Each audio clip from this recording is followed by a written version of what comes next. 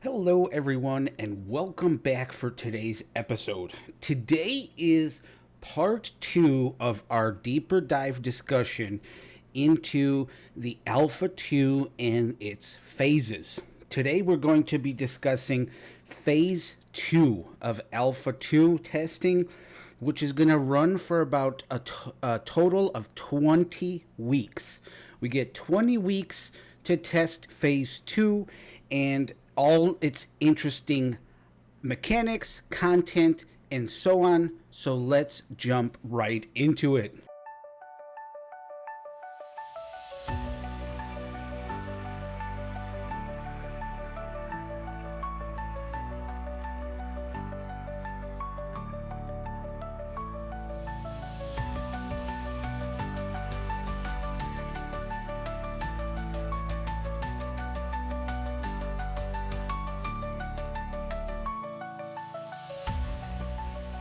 Now, we're starting off in a similar spot as the last video. We're talking about the cadence of updates, right? And I want to remind everyone about all the cadences and how they're going to perform these updates. Again, we have 20 weeks in this phase of testing, so that gives us a wider variety of range now that we're talking about potential minor updates and major updates when it comes to phase 2. Now, that gives us about 3 major content updates at the cadence of every 6 weeks. So this again includes biome expansion, diversity, content adding into those biomes, races, archetypes, weapons, different systems, different content. That we're guaranteed at least 3 major version updates, right? Which is cool and crazy to think based on when we get into the details of what is in phase 2. We're also guaranteed about 6.5 3-week minor updates in that time frame too. So there's going to be lots of minor adjustments and balancing and things like that. So what does that lead me to believe just based on that information? I will say that I think a lot of the things that we're going to be testing in phase 2 have gone through some type of internal testing at Intrepid and have passed through some type of iteration, some balancing, things of that nature. But I don't think that everything has gone through a final pass internally at that point, and we are going to be stress testing early versions with so many minor tweaks every 3 weeks that, like I said, 6.5, and 3 major updates. I do believe that we are going to be testing some fresh systems, some fresh mechanics, content, quests, what have you. And then there's going to be iterations on that based on the information Intrepid gets and the feedback from testers. Now, what are we getting in phase 2? Well, we know we're going to get zone expansions of the Sand Squall Desert and Vandegar Tropics area. And Steven touched a little bit on this. This means that they're going to provide more quests, more POIs, more things that are coming online in those areas as opposed to how they were in phase 1. Phase 1, these areas were bare bones, housing, the lawless zones, where I think now as we start to expand a little bit, we're gonna see those lawless zones be pushed out a little bit further, and maybe we're gonna get nodes and colonization of these areas in phase 2 as they expand. Part of what makes me think that is the next topic, right, which is nodes. We're getting 2 new unique node layouts. So what does that mean? Is it a different racial aesthetic to the buildings? Or is it going to be that these nodes that are being built up in, let's say, the Sand Squall Desert have a more Arabic or Middle Eastern type aesthetic to them, attributed to maybe the Valoon, right? The Valoon racial type of buildings, which we've seen in in game or in previews or something like that already. We've seen these assets. Part of this also is we're going to get 4 levels in the node. We will get node sieges. We'll get vassalship now, which is cool to see. Again, this is a huge topic that myself, my guild, the alliance that we are building as part of a 4-guild alliance, we really want to test vassalship and see what that entails. We are going to get node death, which is really interesting, whether it's due to attrition or possible node siege. So we'll see that. We do get more additional mayoral commissions, relics, which we haven't heard about, which are very important. So relics will be introduced, and I think that goes into the node death, where if a node is successfully sieged, it turns into rubble, a free PvP area, and all the relics or pertinent loot of that node are up for grabs for anyone. So I think that's where the relics and node death kind of come into play. We are also going to get freeholds, which is awesome. Something that I personally want to explore and see. So freeholds coming in phase 2, awesome. Additional service buildings and economic election type as well. So again, coming back to how we started, right? We have 6 minor updates and we have 3 major updates. So I could definitely see the zone expansion being 1. I could definitely see the nodes being a 2nd. And I think a 3rd would be the rogue archetype, which is coming up in our discussion here in a second. And then everything else, all those ancillary systems that go with nodes, or all the different content and things that go with zone expansions, and then all the different things that go with an archetype addition like races and weapons. I think all of those could filter in as subcategories to those 3 major events. But I think for phase 2, our major events that we're looking at is going to be 1 centered around the zone expansion and POIs and things into the desert and the tropics. 2, I think we're going to have the nodes themselves be a huge major update with all of the things that go along with that. And then 3, I think when the archetype of rogue is added, that is going to bring in all the other things that would be associated with that. Obviously, we're going to get Veloon and Dunir as playable races now in Alpha 2 Phase 2. So again, we're talking December 20th is when Phase 2 is scheduled to start. And again, some of this is subject to change. I'm going to sound like Steven, right? It all is dependent on the phase prior and if that phase was ready to progress to the next stage, which would be phase 2.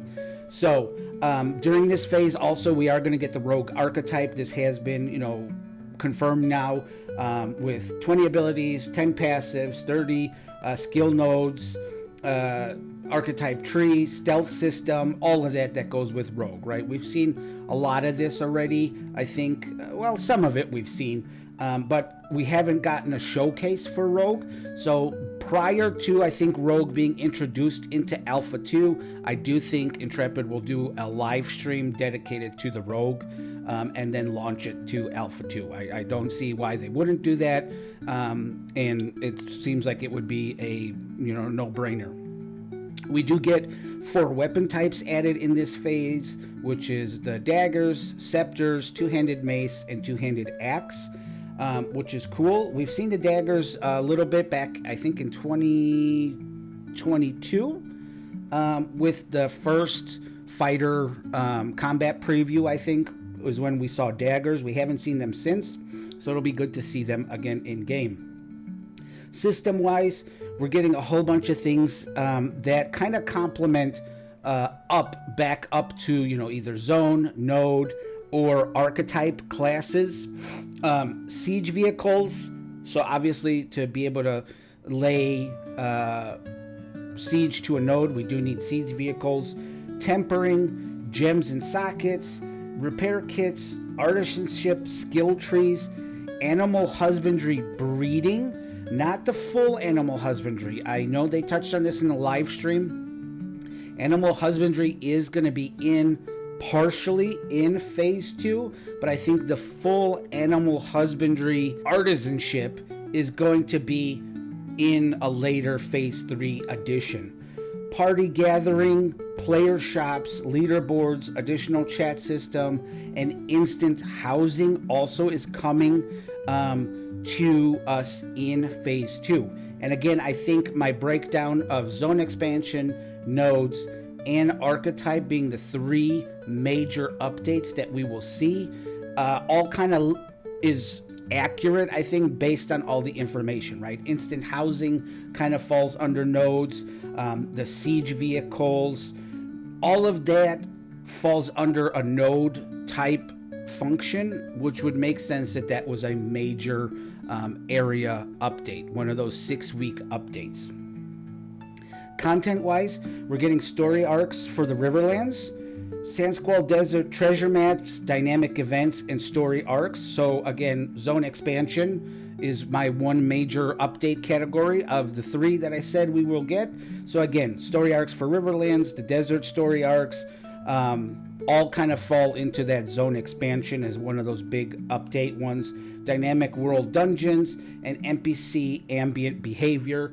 And this is, like if they're in a farm, they're going to be, farming, they're going to be planting, they're going to be harvesting, things of that type of thing as far as ambient behavior.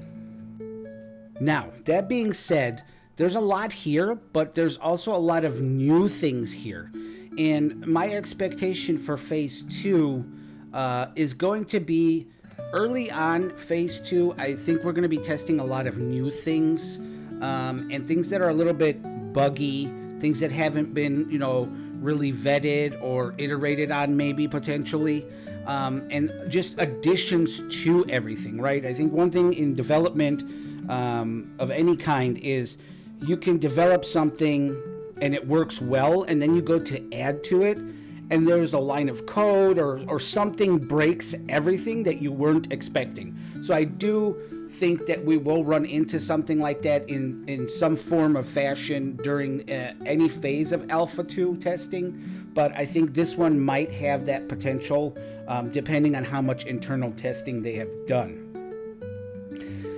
During this time frame also, we have switched now between only 3 days of active testing, which was what phase 1 was, Friday, Saturday, Sunday. Now we are switching to 5 or 5 days plus of active testing. And this was later cleared up a little bit. It wasn't going to be like Monday through Friday and then Saturday, Sunday off. It was going to be 5 days of on and 2 days of off. So it could start on a Friday and then end in 5 days, right? With 2 days off and then start again. Or it could start on a, Wednesday. So just to make it a clear point, right? We are now moving into a more active testing phase where we're going to be able to get into Vera 5 days minimum in this testing phase to test things, provide feedback, and so on. And again, I think that's huge given the fact that we know we're getting 3 major updates and 6 minor updates along with all the hot fixes as needed. I think phase 2 overall is going to be a very interesting phase for not only the community but content creators and I think Intrepid themselves. Phase 1, I think Intrepid is fairly confident in the systems, the content, whatever it is that the masses are going to be testing. I think they're fairly confident that that will pass with minor changes here and there, right? Phase 2 is kind of, I would think, a little bit of a scary, uncharted area for Intrepid internally, that maybe some of these systems haven't been fully, iterated on, or these systems are not quite ready for the masses, but we're gonna test them to see if we can break them or to see how they function, right? Is my thing, right? And I think as we think about how Alpha 2 is coming to fruition, right, We know Alpha 1 testers have been testing, Phoenix Initiative testers have been testing. So there have been people testing these systems. I don't think that everyone has gotten to phase 2 type testing even at this point before Alpha 2 launches. I think everything that has been tested has been done for Alpha 2 launch, aka phase 1 testing, and then phase 2 is going to be new territory for everybody, both from a development standpoint and from a tester's perspective of what we're going to be testing. I'm very excited. I think this will be the most exciting phase outside of phase 3 that is testing, right? I think all the areas of testing are going to be great, but there's some really cool little nuanced things here, a lot of cool systems around the nodes. This seems to be kind of node heavy here, right, with the systems and content expansions of the zones. So I'm very interested for phase 2. As always, everyone, I appreciate you for joining me. If you haven't, please go down, subscribe to the channel, put your comments in. Do you feel like my breakdown or my expectations of phase 2 of Alpha 2 testing are going to be accurate, right? Do you agree with my 3 pillars for the major 3 content expansions? The zone expansion is going to be one major pillar. Then you have the nodes is going to be the second major pillar. And I think it's going to be around archetyped or races is going to be the third major pillar. I think a lot of what we see as far as content expectations for phase 2 falls under 3 of those major pillars. But again, I leave it up to you guys to decide. Let's discuss it. Let's find out what everyone's thinking. Again, I appreciate you if you're subscribed. If you haven't, please do so. You can follow all the social medias. They're linked down below in the video description. And as always, we'll see ya on the next one.